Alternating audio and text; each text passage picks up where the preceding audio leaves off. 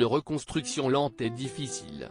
Après son implication dans un grave accident de la route le 10 février dernier, ayant causé la mort d'un bébé à naître, Pierre Palmade tente de retrouver une vie saine et débarrassée de son démon qu'est la drogue, avant son futur procès pour cette affaire.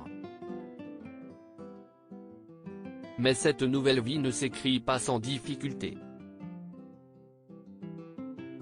Peu après son accident, alors que les premières mesures répressives tombent, le comédien est victime d'un AVC. Puis, quelques mois plus tard, alors qu'il est sous contrôle judiciaire, l'humoriste a été aperçu en boîte de nuit tout d'abord, puis dans la rue, tenant des propos incohérents.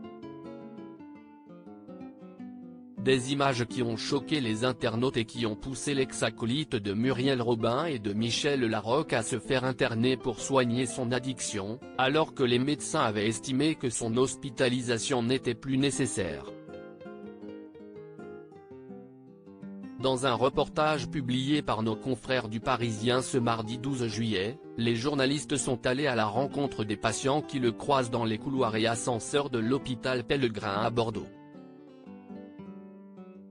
Il avait des difficultés d'élocution, ça doit être les séquelles de son AVC, se souvient un premier patient l'ayant croisé, tandis qu'un second ajoute avoir eu du mal à le reconnaître lors de ses rencontres avec lui. La faute à une prise de poids importante du comédien, selon lui. Une conséquence quasi systématique à un sevrage aux drogues dures. Pierre Palmade, Muriel Robin, Michel Larocque, Véronique Sanson.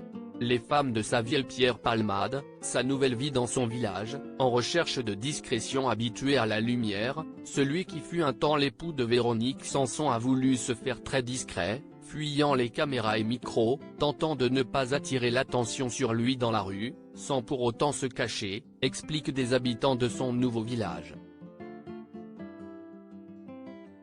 Aperçu chez plusieurs marchands de la localité avant son hospitalisation, Pierre Palmade a continué sa vie sans trop se faire remarquer, mais a été parfois victime de remarques, voire d'invectives violentes, certains n'hésitant pas à le traiter d'assassin en pleine rue. Une façon de faire qui n'a pas toujours été approuvée. Moi, si je tombe sur lui, je ferme ma gueule, je suis respectueux, a signalé un habitant du quartier, suivi par un commerçant. On n'a pas à jouer au justicier. Reste que l'humoriste déchu, dont le procès est à venir, ne pourra plus faire désormais l'unanimité auprès du grand public. Crédit Photo, agence.